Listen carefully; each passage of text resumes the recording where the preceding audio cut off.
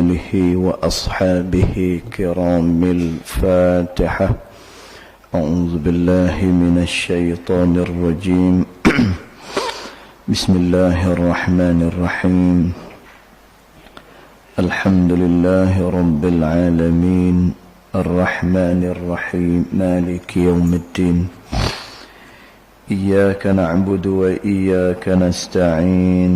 اهدنا الصراط المستقيم صراط الذين أنعمت عليهم غير المغضوب عليهم ولا الضالين آمين.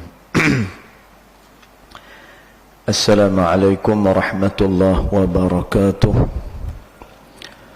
الحمد لله والصلاة والسلام على رسول الله سيدنا محمد بن عبد الله وعلى آله وصحبه ومن والاه.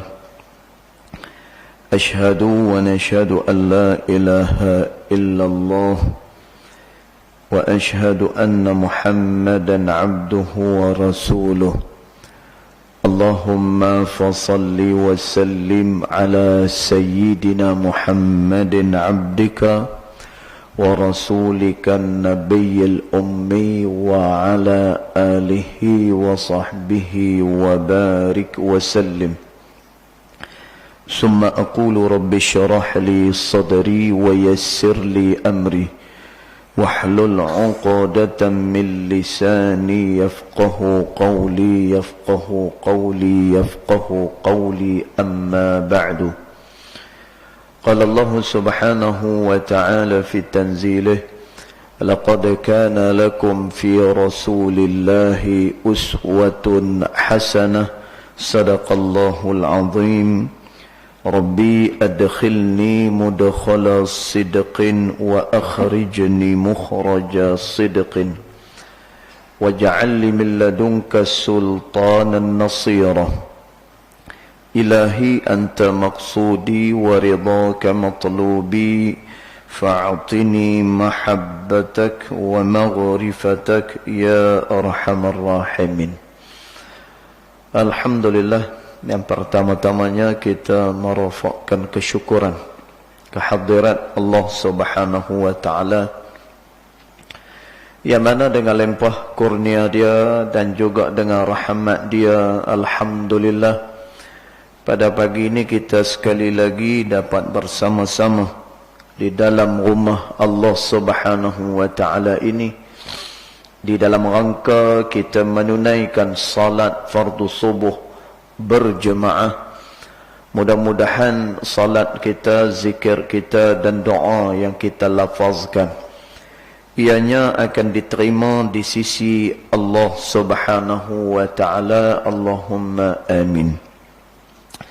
Tuan-tuan dan puan-puan dirahmati Allah sekalian, pada pagi ini kita sambung lagi perbicaraan kita pada surah Ad-Duha, dan kita tengok pada ayat yang ke-7, yang ke-8 dan juga yang ke-9 pagi ini insya-Allah.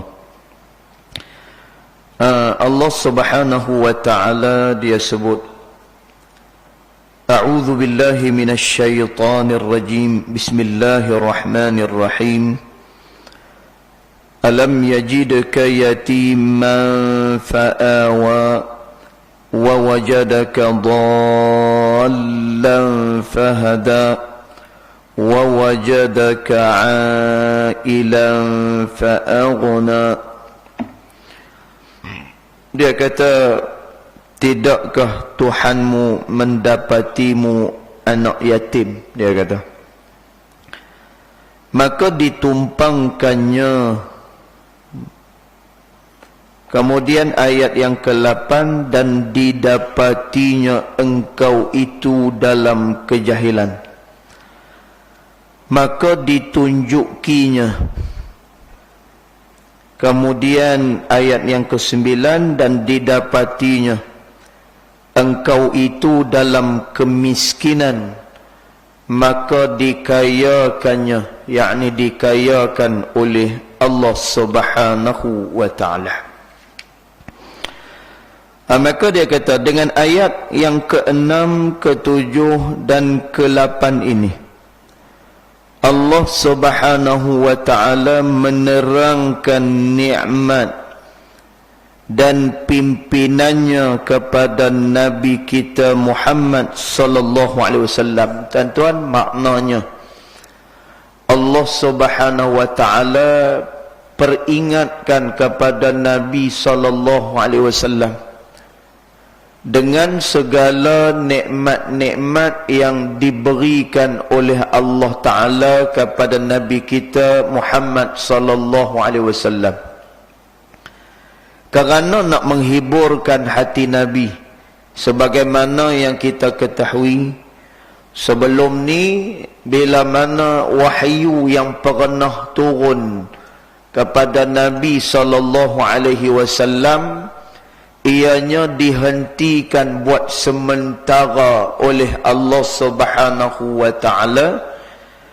Kemudian Nabi sallallahu alaihi wasallam dalam keadaan yang duka cita, rindu sangat nak mendapatkan wahyu sebagaimana kali pertama dulu. Dan tuan, dalam keadaan baginda Nabi sallallahu alaihi wasallam duk tunggu-tunggu wahyu daripada Allah, mai pula penghinaan kepada Nabi sallallahu alaihi wasallam. Dan kita dah sebut dah, bagaimana penghinaan yang dilontarkan kepada Nabi kita Muhammad sallallahu alaihi wasallam, sehingga kan mereka kata, "Hei Muhammad, rasa-rasanya Tuhan kamu ni dia dah tinggalkan kamu." Dan tuan, tu tak apa lagi. Malah ada yang kata pada Nabi sallallahu alaihi wasallam, "Hei Muhammad, mana dia pi syaitan-syaitan yang pernah kamu jumpa dulu? Mungkin syaitan tu pun dah tak berkenan dengan kamu dan juga dia dah marah dengan kamu. Akhirnya dia tinggalkan kamu." Dan tuan, ni penghinaan kepada Nabi sallallahu alaihi wasallam. Lalu pada ayat yang ke-6, ke-7 dan juga ke-8 ni, Allah terangkan nikmat dan pimpinan kepada Nabi sallallahu alaihi wasallam. Maknanya Allah Taala habaq kepada dia, habaq kepada baginda Nabi sallallahu alaihi wasallam, yang Allah Taala tidak pernah meninggalkan Nabi, malah diberikan dengan kepelbagaian nikmat oleh Allah Subhanahu wa taala. Dan tuan, dia juga sebagai isyarat kepada kita, yang walaupun kita melalui pelbagai dugaan, yang walaupun kita melalui dengan kepelbagaian tekanan, dan tuan, hidup ni tekanan, malah disebut oleh Allah Subhanahu wa taala secara jelas di dalam satu surah yang kebanyakan daripada masjid pasti baca lepas daripada waktu Isya, iaitulah suratul Mulk. Dan tengok Allah Ta'ala kata apa? Khalaqal mauta wal hayata liyabluwakum ayyukum ahsanu amala. Dan tuan, ayat ni dia menjadi motivasi, dia menjadi penguat kepada kita bila mana kita diuji, bila mana kita berasa kita jatuh dan juga tertekan. Dan tuan, Allah Subhanahu wa taala dia sebut, dia jadikan kematian dan juga dia menjadikan kehidupan liyabluwakum. Dan tuan, perkataan liyabluwakum ianya adalah ujian-ujian yang perlu dihadapi oleh seseorang. Dan tuan, kemudian ujian tu pula kata ulama terbahagi kepada dua. Yang pertama ujian kesenangan. Dan tuan, ujian kesenangan tak apa lagi, dia menyenangkan kita dan juga dia memberikan keselesaan pada kita. Dia satu lagi, iaitulah ujian kesusahan daripada Allah Subhanahu wa taala. Dan tuan, tujuan dia apa? Tujuan ni tujuan Allah Ta'ala uji? Nak tengok ayyukum ahsanu amala, siapa dia daripada kita yang paling baik amalannya kepada Allah Subhanahu wa Ta'ala. Dan dalam keadaan kita diuji oleh Allah Subhanahu wa Ta'ala, dalam keadaan kehidupan yang semakin hari semakin tertekan, dan cuba ingat balik semula nikmat-nikmat yang begitu banyak yang diberikan Allah Subhanahu wa Ta'ala kepada kita. Kerana tu kata Al-Imam Ibn Rajab Al-Hambali rahimahullahu ta'ala, kadang-kadang manusia itu dia sukar untuk bersyukur kepada Allah adalah kerana dia tak perasan yang dia telah pun diberikan nikmat oleh Allah Subhanahu wa Ta'ala. Dan tuan, sebab itu bila Nabi SAW berada dalam keadaan diuji, dan juga Nabi SAW dalam keadaan tertekan, dan kita sebut Nabi ni dia dalam keadaan tertekan pasal apa? Kerana Nabi sebut innama ana bashar, kata Nabi, bahawasanya aku juga adalah manusia seperti kamu, kata Nabi sallallahu alaihi wasallam. Dan cuma Nabi sallallahu alaihi wasallam diberikan wahyu oleh Allah Subhanahu wa Ta'ala. Dan kerana tu Al-Imam An-Nusafi rahimahullahu ta'ala dia sebut, diutuskan para nabi dan juga para rasul daripada kalangan bashar, ianya diutus daripada kalangan manusia, supaya manusia itu dapat mencontohi setiap daripada orang nabi dan juga setiap rasul yang diutuskan oleh Allah Subhanahu wa Ta'ala. Dan tuan, jadi Allah Subhanahu wa Ta'ala dia terangkan nikmat dan juga pimpinan Allah Subhanahu wa Ta'ala kepada Nabi kita Muhammad sallallahu alaihi wasallam. Kemudian dia kata supaya Nabi kita bertambah syukur kepadanya. Dan tujuan Allah Subhanahu wa Ta'ala beritahu nikmat-nikmat ni semua supaya Nabi sallallahu alaihi wasallam bersyukur kepada Allah Subhanahu wa Ta'ala. Dan tuan, maka demikian juga dengan kita sebagai umat dia dan sebagai hamba Allah Ta'ala. Kerana tu kita kena selalu ingat nikmat-nikmat yang diberi oleh Allah Subhanahu wa Ta'ala. Bahkan kata Allah Subhanahu wa Ta'ala, seandainya in ta'uddu ni'matallah la tuhsuha, kalau kamu nak hitung, kamu nak kira nikmat yang diberikan Allah Ta'ala kepada kamu, la tuhsuha, kamu tak mampu untuk kira, kata Allah Subhanahu wa Ta'ala. Dan sebab itu nak kena banyak muhasabah. Dan orang yang muhasabah ni, antara dia punya kelebihan yang disebutkan oleh ulama, nanti pada hari akhirat besok dia punya hisab dia akan dikurangkan oleh Allah Subhanahu wa Ta'ala. Dan banyak faedah lah. Bila mana seseorang dia banyak memuhasabah, dia ingat balik semula dosa-dosa dia dengan Allah Ta'ala dan juga dengan nikmat-nikmat yang diberikan oleh Allah Subhanahu wa Ta'ala. Dan disebutkan oleh ulama, antaranya yang disebut oleh Al-Imam Al-Habib Abdullah bin Alawi Al-Haddad rahimahullahu ta'ala, siapa-siapa yang memikirkan apa yang dibuat oleh Allah Ta'ala, keimanannya semakin bertambah kepada Allah. Bila dia tengok alam, dia tengok setiap daripada apa yang dijadikan oleh Allah, bertambah keimanan kepada Allah Subhanahu wa Ta'ala. Dan orang yang mengingat segala nikmat-nikmat yang diberikan Allah Subhanahu wa Ta'ala kepada dia, ini akan menambahkan lagi kesyukuran dia kepada Allah Subhanahu wa taala. Dan kita kerana payah nak ingat nikmat-nikmat yang Allah Taala beri, dan kadang-kadang kita tidak muhasabah pun dengan nikmat yang diberi oleh Allah Subhanahu wa taala. Jadi hilang sedikit nikmat, kita melupakan dengan nikmat yang lagi banyak diberikan Allah Subhanahu wa taala. Jadi dia kata supaya Nabi kita bertambah syukur kepadanya, yakni kepada Allah, serta berbuat kepada orang lain sebagaimana Allah berbuat kepadanya. Dan supaya Nabi kita Muhammad sallallahu alaihi wasallam ni, apa yang Allah Subhanahu wa taala buat kepada dia, maka macam tu jugalah yang dikehendaki oleh Allah Subhanahu wa taala Nabi perbuat kepada umat dia.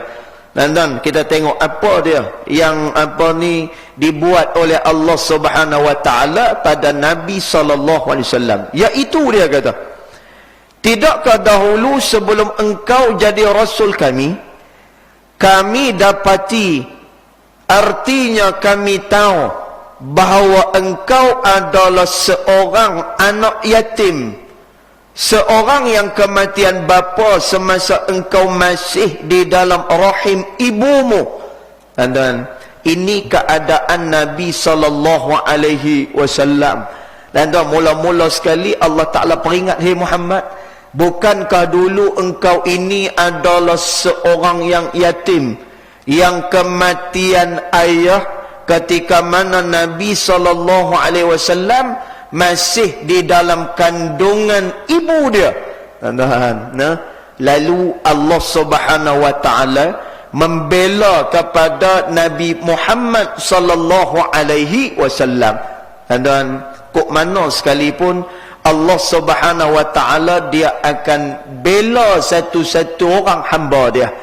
Kerana tu di dalam ayat Allah Subhanahu wa taala menyebut ni'mal maula wa ni'man nasir. Dan Allah Taala kata dialah sebaik-baik maula, dan dialah sebaik-baik penjaga, wa ni'man nasir, dan dia jugalah sebaik-baik penolong, kata Allah Subhanahu wa taala. Dan Allah Subhanahu wa taala dia nak beritahu bahawa Allah Subhanahu wa taala akan senantiasa membela hamba-hamba dia. Dan tapi dengan syarat hamba itu tadi dia bertakwa kepada Allah Taala dan memperbanyakkan amal saleh kepada Allah, kemudian dia menjaga hubungan dia dengan Allah Subhanahu wa taala, maka dia pasti akan dibela oleh Allah Subhanahu wa taala. Dan kerana tu di dalam ayat yang biasa kita duk baca, dan ayat ni, dan masya-Allah, kita ni saya banyak kali sebut, kita cukup suka kalau satu-satu ayat tu dia banyak kelebihan. Tuan-tuan tak nafilah ayat-ayat Al-Quran dan juga sebahagian daripada zikir-zikir, dan ianya mempunyai kelebihan daripada sisi Allah Subhanahu wa taala. Bahkan tak kurang seberapa banyak daripada ulama dia karang berkenaan dengan Asmaul Husna, nama-nama Allah Subhanahu wa taala. Dan kalau kita sebut nama Allah yang ni, maka kelebihan dia macam ni. Dan kita sebut nama Allah yang ni, kelebihan dia macam tu. Dan tak apalah, kelebihan tu memang ada. Dan tetapi yang lebih aula, yang lebih-lebih diperlukan lagi, iaitulah kita mentadabbur. Tuan-tuan, ni yang paling penting sekali. Al-Quran diturunkan oleh Allah Subhanahu wa taala supaya manusia beramal dengan isi kandungan daripada Al-Quranul Karim. Dan sebab itu Allah Taala sebut awal lagi daripada suratul Baqarah, Dzalikal kitabu la raiba fih. Itulah satu kitab, kata Allah, yang tidak ada keraguan pada dia. Hudal lil muttaqin. Ianya petunjuk bagi orang-orang yang bertakwa kepada Allah. Dan tuan, bahkan sebahagian daripada ulama tafsir kata, orang yang nak mendapatkan kedudukan takwa kepada Allah, dan dia nak jadi orang yang bertakwa dengan Allah Ta'ala, maka panduan dia, amalan dia adalah daripada Al-Quranul Karim. Dan tapi kita itulah, kata Nabi SAW, di akhir zaman Al-Quran tidak lebih hanyalah dibaca pada rengkung-rengkung manusia. Dia tak lebih daripada tu. Dia hanya sekadar baca, dan dia hanya sekadar macam ni tadi, hanya pada perkara fadilat sahaja. Dan tapi kita tidak tadabbur ayat-ayat Allah Subhanahu wa taala, sehingga kenapa kita ketinggalan mendapatkan ilmu yang berharga daripada Al-Quran tersebut. Kerana tu kata Al-Imam Fakhruddin Ar-Razi rahimahullahu ta'ala, siapa-siapa yang nakkan ilmu dunia, maka rujukannya adalah daripada Al-Quranul Karim. Dan siapa-siapa yang nakkan kepada ilmu akhirah, maka tempat rujukan dia adalah daripada Al-Quranul Karim. Dan maknanya apa?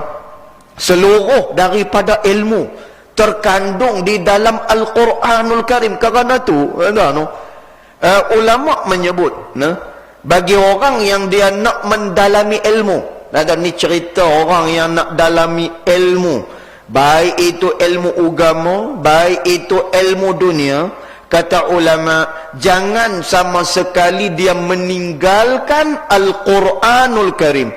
Dan Quran ni ulama kata dia ibarat lampu yang berada di dalam sebuah bilik yang gelap gulita. Dia tekan suis, lampu yang satu tu pun dia terbuka, dan dia menerangi seluruh daripada bilik tersebut. Dan macam itulah kedudukan Al-Quranul Karim. Dan tapi kita tak tadabbur ayat-ayat Allah Ta'ala. Dia tak lebih hanya sekadar bacaan kita, kemudian dia tak lebih hanya pada perkara-perkara fadilat saja. Dan sebab itu kita memandang Islam ni pada apa? Pada tahlil. Dan kita duk pandang Islam ni pada sudut apa dah, cukok jambul. Lepas itu Islam ni tak lebih hanya sembahyang mayat, maka itulah Islam.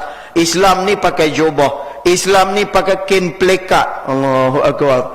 Dan padahal Islam tu apa dah? Dia the way of life. Ianya adalah perjalanan kehidupan manusia di dalam mengimarahkan bumi Allah Subhanahu wa taala. Dan balik pada apa yang kita sebut tadi, Allah Subhanahu wa taala kata, yang mana dia jadi pembela kepada Nabi sallallahu alaihi wasallam, dan macam tu juga Allah Subhanahu wa taala dia pasti bela kepada setiap hamba-hamba dia. Dan sebab itu setiap daripada hamba Allah Ta'ala, dan hadis ni ada di dalam matan Al-Arba'in An-Nawawiyah, ataupun kita sebut sebagai hadis 40, yang dikarang oleh Al-Imam An-Nawawi rahimahullahu ta'ala. Dan setiap orang yang bakal lahir di atas muka bumi, dan tengok, ini adalah pembelaan Allah Ta'ala kepada setiap manusia. Kata Nabi SAW, setiap yang akan lahir ke atas muka bumi ini, Allah dah tentukan umur dia sampai bila. Allah Subhanahu wa Ta'ala dah tentukan nasib dia lagu mana. Kemudian Allah Ta'ala dah tentukan dah yang dia ni ahli syurga ataupun ahli neraka. Kemudian tuan-tuan yang terakhir, yang ni menjadi kerisauan manusia, apa dia? Allah Ta'ala dah tentukan rezeki dia banyak mana. Tuan-tuan, ketetapan-ketetapan ini adalah pembelaan daripada sisi Allah Subhanahu wa taala. Bahkan Nabi SAW menyebut, bila mana satu orang dia berdoa kepada Allah Subhanahu wa taala, tuan-tuan, Nabi kata apa? La yuraddul qada illa bid-du'a. Seseorang itu dia tidak akan berubah keputusan Allah Ta'ala kepada dia, melainkan apabila dia berdoa kepada Allah Subhanahu wa Ta'ala. Dan semuanya ini adalah pembelaan daripada Allah Subhanahu wa Ta'ala. Cuma Allah Ta'ala sebut, wa man yattaqillah, dan tentu syarat dah. Wa man yattaqillah, siapa-siapa yang bertakwa kepada Allah Subhanahu wa taala. Dan ni syaratnya. Maknanya apa? Nak suruh seseorang itu dia jadi hamba dulu. Dan Allah Taala nak supaya manusia ni dia bersyukur kepada Allah Subhanahu wa taala. Dan Nabi SAW, Allah Ta'ala peringatkan pada dia, "Hei Muhammad, bukankah sebelum ini engkau adalah seorang anak yatim piatu? Kamu kehilangan ayah semenjak daripada dalam rahim ibumu lagi," kata Allah Ta'ala. Dan nak suruh apa ni? Pertama, nak suruh bersyukur kepada Allah Ta'ala. Allah pasti bela hamba dia. Dan kerana tu tadi kita sebut, wa man yattaqillah, siapa-siapa yang bertakwa pada Allah. Orang bertakwa ni termasuklah, dia orang yang takut dengan Allah, orang yang beramal dengan syariat Allah Subhanahu wa taala, dan dia juga adalah orang yang bersyukur kepada Allah Subhanahu wa taala. Dan tengok Allah Taala kata apa? Yaj'al lahu makhraja, maka Allah Subhanahu wa taala memberikan kepada dia jalan keluar. Bukan setakat itu, wa yarzuquhu min haitsu la yahtasib, dan juga dia akan direzekikan oleh Allah Ta'ala daripada sumber-sumber yang dia sendiri pun tak sangka-sangka, kata Allah. Dan yang ni adalah pembelaan daripada Allah Subhanahu wa taala. Dan sebab itu hidup ni dia tak perlu risau selama mana kita mempunyai hubungan baik dengan Allah Subhanahu wa taala. Kerana tu Allah Subhanahu wa taala dia sebut, tapi itulah, sebahagian daripada orang kadang-kadang dia duk fikir, kalau dia beramal soleh, apa yang dia dapat daripada amal soleh dia. Dan yang dia fikir, yang menyenangkan dia adalah duit dia. Dan yang memberikan dia makan dan juga minum adalah pekerjaan dia. Dan yang tu kita tak nafilah, dia sebagai sebab untuk mencapai sesuatu tujuan. Tetapi kita nak kena ingat, daripada amal saleh inilah menambahkan lagi rezeki, daripada amal saleh inilah dan kehidupan dia akan bertambah baik. Kerana tu Allah Subhanahu wa taala kata, man amila amalan salihah, siapa-siapa dia yang beramal saleh, min zakarin au unsa, daripada kalangan lelaki dan juga daripada kalangan perempuan, kata Allah, dengan syarat wa huwa mu'min. Tengok, Allah Ta'ala letakkan syarat. Yang penting orang itu dia beriman kepada Allah Subhanahu wa taala, dan dia beramal saleh, lelaki ataupun perempuan, wa huwa mu'min, dan dia beriman kepada Allah Subhanahu wa taala. Dan tengok apa Allah Ta'ala kata, falanuhyiyannahu hayatan tayyibah, maka Allah Subhanahu wa taala memberikan kepadanya kehidupan yang sangat baik, kata Allah Subhanahu wa taala. Dan maka ni adalah nikmat-nikmat yang diperingatkan oleh Allah Ta'ala kepada Nabi kita Muhammad sallallahu alaihi wasallam, dan Allah sebagai pembela dia. Kemudian dia kata, kami tumpangkan engkau kepada orang-orang yang amat cinta dan juga sayang kepadamu dengan segenap jiwa dan juga raganya, dengan asuhan dan pimpinan kami, yaitu Abdul Muttalib, datuk kamu, dan kemudian Abu Talib, saudara bapa kamu. Kamu terpelihara baik-baik di sisi orang-orang tersebut lebih daripada anak mereka sendiri. Dan tengok bagaimana pembelaan Allah Subhanahu wa taala kepada Nabi kita Muhammad sallallahu alaihi wasallam. Dan dekat sini nak menuntut supaya kita tidak ragu dengan pertolongan daripada Allah Subhanahu wa taala. Dan satu, kita dibela oleh Allah Subhanahu wa taala. Apatah lagi satu orang yang dia membantu agama Allah Subhanahu wa taala. Dan Allah Taala janji nah, Allah Taala kata, in tansurullaha yansurkum. Sekiranya kamu membantu agama Allah Ta'ala, Allah Ta'ala bantu kamu. Dan tuan, bukan setakat Allah Ta'ala bantu begitu sahaja. Wa yusabbit aqdamakum. Bahkan Allah Subhanahu wa Ta'ala memperkukuhkan kedudukan kamu, kata Allah. Dan kita nak tolong agama Allah ni macam-macam cara. Sebab itu pada zaman Nabi SAW, tuan-tuan, ni disebut oleh Sayyid Sabiq rahimahullahu ta'ala. Dan sebab itu kita kena tengok Islam ini pada skop yang luas. Kalau kita tengok skop Islam ni pada kuliah subuh saja, ataupun pada kuliah maghrib dan juga kuliah duha saja, dan maknanya Islam ni dia hanya kita pandang pada satu skop saja, pada satu bahagian saja. Kita tak nampak bahagian-bahagian lain. Ianya adalah daripada Islam kita. Dan Sayyid Sabiq rahimahullahu ta'ala, dia sebut, di zaman Nabi SAW, Nabi dikelilingi oleh orang-orang kaya. Dan ada orang-orang kaya. Dan sebab itu kalau kita tengok fuqaha di kota Madinah, iaitulah orang-orang faqih di kota Madinah ni, mereka bukan semua sekali. Dan betul lah, sahabat ni dia belajar dengan Nabi, sahabat ni dia ambil hadis daripada Nabi SAW. Tetapi yang benar-benar faqih, yang menjadi rojokan di dalam agama, tidak semua.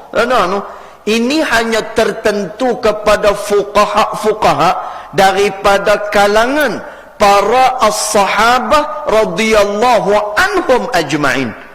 Dan pasal apa? Di kalangan mereka tu ada orang kaya, di kalangan mereka tu ada orang yang bekerja, di kalangan mereka tu ada orang-orang hak yang sibuk. Dan tuan, kalau takkan ada satu hadis, sahabat tanya dengan Nabi SAW, ya Rasulullah, kami ni jenis orang yang tak banyak mangkit malam. Nampak? Kemudian sahabat kata, ada sahabat tanya dengan Nabi SAW, ya Rasulullah, kami jenis orang yang tak banyak mangkit pada waktu malam. Ya Rasulullah, kami ni jenis orang yang tak banyak beramal. Kami jenis orang yang tak banyak menginfakkan harta pada jalan Allah Subhanahu wa ta'ala. Tetapi ya Rasulullah, bagaimana gamaknya cara untuk kami mendapatkan tempat pada sisi Allah Subhanahu wa ta'ala? Dan Nabi sebut simple ya. Nabi tak sebut banyak pada orang ni. Dan ni cara Nabi mengajak. Ni cara Nabi mengajak. Sebab itu kata Syekh Abu Fattah Abul Ghuddah, Nabi SAW, teknik yang digunakan oleh Nabi dalam mengajak, Nabi tengok sami'in, Nabi tengok orang hak yang mendengar itu, dan bagaimana dia punya akal dia, setakat mana hak yang dia boleh terima. Dan hak yang main ni jenis geng businessman, Hak yang main ni jenis geng hak yang sibuk ni, yang jumpa dengan Nabi SAW. Nabi kata apa? Nabi kata, beriman dengan Allah Ta'ala, kemudian beramal mengikut qadar kemampuan kamu, kata Nabi SAW. InsyaAllah. Tuan-tuan, jadi balik pada perbincangan kita tadi, Syed Sabiq kata pada zaman Nabi ada orang yang kaya, mengelilingi Nabi SAW. Ada juga daripada kalangan mereka itu orang-orang yang beramal kepada Allah Ta'ala. Tuan-tuan, seumpama dengan Ahlus Suffah, yang mana mereka kerja hanya mencari makan dan pakai seadanya.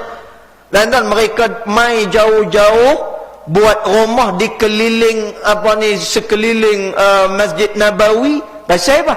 Kerana semata-mata nak belajar dengan Nabi SAW. Dan mereka ni beramal je dengan Allah Ta'ala. Dan Nabi SAW juga dikelilingi oleh orang-orang yang cerdik, pandai. Mereka ni lah yang belajar hadis, mereka ni lah yang kumpulkan hadis, dan mereka lah orang yang menjadi rujukan para sahabat-sahabat yang lain.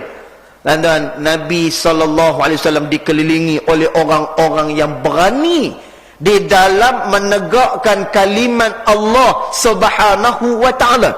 Dan maknanya apa? Kekuatan kita masing-masing berbeza-beza. Dan tuan, kadang-kadang yang cakap berapi dekat meja kuliah ni, ni saya lah ni, bukan orang lain pun.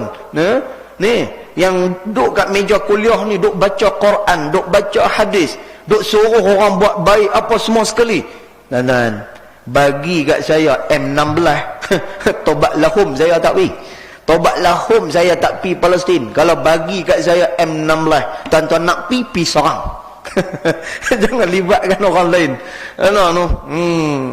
Kekuatan kita berbeza-beza. Di zaman Nabi SAW ada orang yang jiwa dia adalah jiwa jihad pada jalan Allah, seumpama dengan Sayyiduna Hanzalah radhiyallahu anhu wa arda.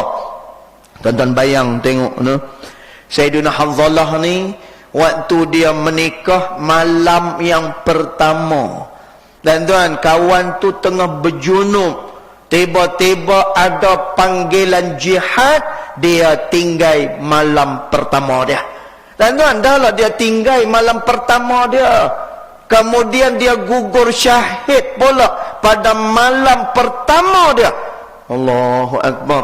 Dan tentu saya kata, yang duduk kat meja kuliah ni berapi-rapi cakap ni, belum tentu boleh buat sebagaimana yang dibuat oleh Sayyiduna Hanzalah radhiyallahu anhu wa arda. Tuan-tuan, dulu ada seorang ulama salaf, dia ni, tuan-tuan, kerja dia tak ada lain, beramal, belajar, membaca. Tiga tu, beramal, belajar, membaca. Tuan-tuan, tapi dia kata apa? Dia kata, ada 2 malam yang aku tidak membaca. Dia kata, selain daripada tu aku membaca, tapi 2 malam ni aku tak baca. Dia kata, dan tahu malam apa ni?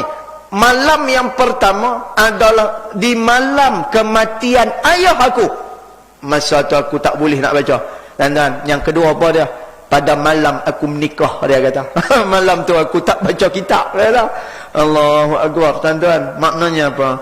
Manusia ni dia punya kekuatan dia belain-belain. Sebab itu Nabi dikelilingi oleh orang-orang ni. Dan tuan, apa yang kita nak sebut adalah bila mana kita nak bantu agama Allah Subhanahu wa Ta'ala, dan tuan, maka lihat pada kelayakan kita dan pada apa hak yang kita mampu.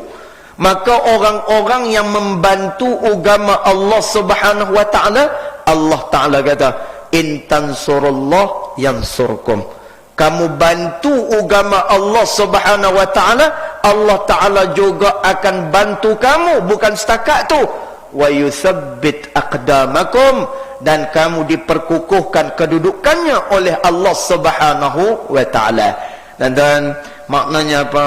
Di sini Allah Subhanahu wa Ta'ala nak suruh kita yakin dengan Allah Subhanahu wa Ta'ala bahawa pasti seseorang hamba itu ia akan dibela oleh Allah Ta'ala. Tuan-tuan, Nabi seorang anak yatim, tapi Nabi dibela oleh Abdul Muttalib. Tuan-tuan, Nabi SAW dibela oleh Abu Talib.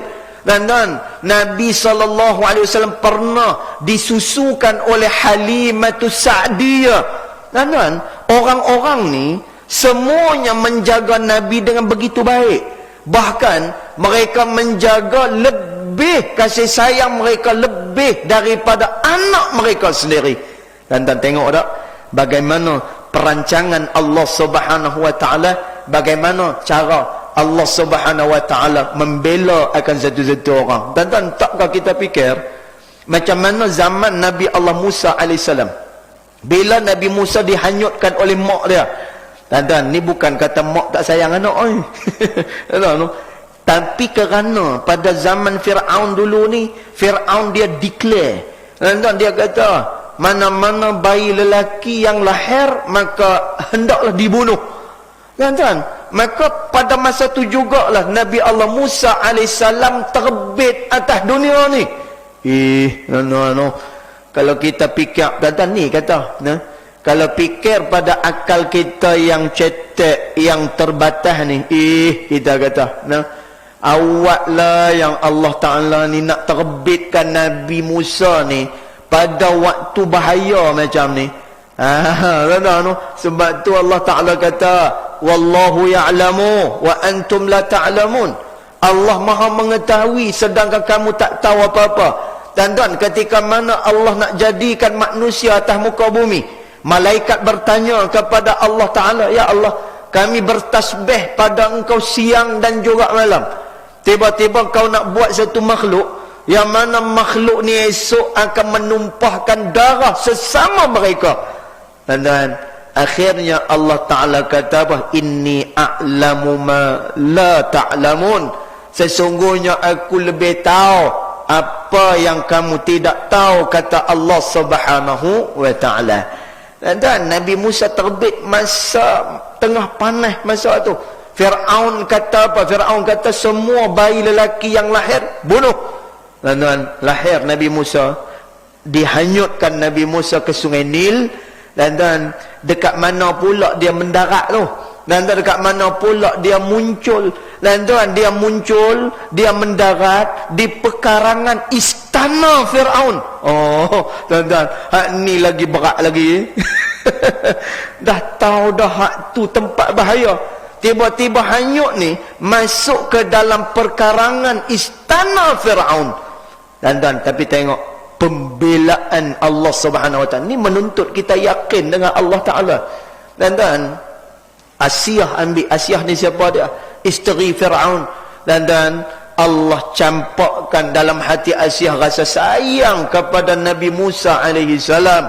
Akhirnya melalui daripada Asiyah kata apa pada Firaun, hang nak bunuh bayi lelaki lain hang bunuh, tetapi melainkan anak aku yang seorang ni. Nampak tak? Asiyah anggap tu anak dia. Dan Nabi Musa membesar di mana? Di dalam istana Firaun, yang sebelum ni Firaun kata apa? Setiap bayi lelaki hendaklah dibunuh, tetapi Nabi Musa membesar dalam istana Firaun. Dan menuntut apa? Menuntut agar kita yakin kepada Allah Subhanahu wa taala. Jadi pada ayat ni Allah Subhanahu wa taala suruh Nabi SAW supaya ingat balik nikmat yang diberikan oleh Allah kepada baginda, dan macam tu jugalah kepada kita umat dan hamba Allah Subhanahu wa taala. Dan ingat balik nikmat yang diberikan oleh Allah Taala, dan manusia yang diuji dan yang tertekan. Bila mana dia yakin dengan Allah Taala, dan pasti dia akan dibela oleh Allah Subhanahu wa taala. Dan banyak lagi lah di bawah tu, kita baca saja, nanti kita huraikan pada pertemuan yang akan datang. Kemudian Allah Taala kata, tidakkah dahulu sebelum engkau jadi rasul kami dapati, yakni kami ketahui bahawa engkau dalam keraguan dan kejahilan, belum ada pengetahuan. Kami tunjukkan dan kami pimpin kamu kepada pengetahuan dan kebenaran yang sebenarnya. Dan tuan, yang ni kita akan huraikan pada pertemuan yang akan datang. Cuma Allah Ta'ala nak beritahu, selain Nabi ni yatim, wahai Muhammad, kamu tak tengok ke bagaimana zaman jahiliyah, bagaimana zaman pada waktu itu tidak ada hidayat daripada Allah Ta'ala, tetapi engkau diberikan kebenaran oleh Allah Subhanahu wa Ta'ala. Maka ini merupakan satu nikmat yang besar daripada sisi Allah Subhanahu wa Ta'ala. Jadi cukup dulu setakat tu. Kuliah lebih kurang dalam 45 minit pun dah pukul 8 pagi. Lajak lagi takut dia jadi pukul 8.30 pagi. Takut nanti kan roti canai habis. Jadi cukup dulu setakat itu. Mudah-mudahan apa yang kita dengar pada pagi ini memberikan manfaat dan boleh kita amalkan. Mudah-mudahan kita semua diberkati Allah Subhanahu wa Ta'ala. Allahumma amin. Yang baik datang daripada Allah Subhanahu wa Ta'ala, yang tidak baik datang daripada kejahilan diri saya sendiri, walaupun hakikat kedua-duanya datang daripada Allah Subhanahu wa Ta'ala. Bismillahirrahmanirrahim. Alhamdulillah Rabbil Alamin. Wassalatu wassalamu ala ashrafil anbiya'i wal mursalin wa ala alihi wa sahbihi ajma'in. Allahumma ghfir lana ma akhta'na wa ma ta'ammudana wa ma asrarna wa ma a'lanna wa ma anta a'lamu bihi minna, antal muqaddim wa antal muakhir. La ilaha illa anta subhanaka inna kunna minadh dhalimin. Wa sallallahu ala sayyidina Muhammad wa ala alihi wa sahbihi wa baraka wa sallam. Walhamdulillahi rabbil alamin. Allahu a'lam.